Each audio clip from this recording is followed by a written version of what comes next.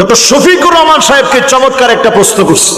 প্রশ্নটা শোনার পরে আমি নিজে একেবারে বিশ্বাস করেন থমকে গেছি যে উত্তরটা কি দিবে। আপনারা তো অনেক ইসলাম প্রতিষ্ঠার জন্য কাজ করছেন, কই ইসলাম তো প্রতিষ্ঠা হলো না। তাহলে কি আপনাদের কর্মপদ্ধতির ভিতরে কোনো ভুল আছে? আমি সঙ্গে সঙ্গে একটা উত্তর ঠিক করলাম নিজে নিজে। আমি হইলে কি উত্তর দিতাম? আমি হলে উত্তরে বলতাম যে স্বাভাবিক কবে ক্ষমতায় আমরা আসবো অথবা ক্ষমতা কবে পাবো, এই ক্ষমতা পাওয়ার জন্য আমরা তো রাজনীতি করি না। আমরা রাজনীতি করি কার জন্য? তো আমরা যেহেতু আল্লাহর জন্য করি, আস-সাইয়ু মিন্না ওয়াল ইতমামু মিনাল্লাহ, চেষ্টা আমাদের পক্ষ থেকে হবে, পরিপূর্ণতা যিনি দিবেন তিনি কে? আমি উত্তর দিতাম এইভাবে। ডক্টর শফিকুর রহমান সাহেব তিনি যে উত্তর দিচ্ছেন আমি সাথে সাথে অভিভূত হয়ে গেছি। প্রিয় ভাই আমার, বাংলাদেশে 92% মুসলমান আছে।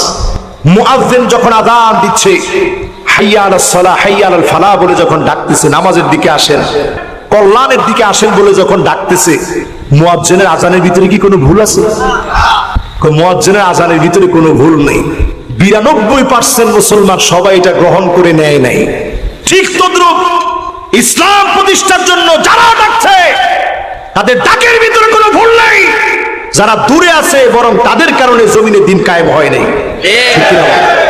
তিনি যে উত্তর দিচ্ছেন আমি সাথে সাথে অভিভূত হয়ে গেছি।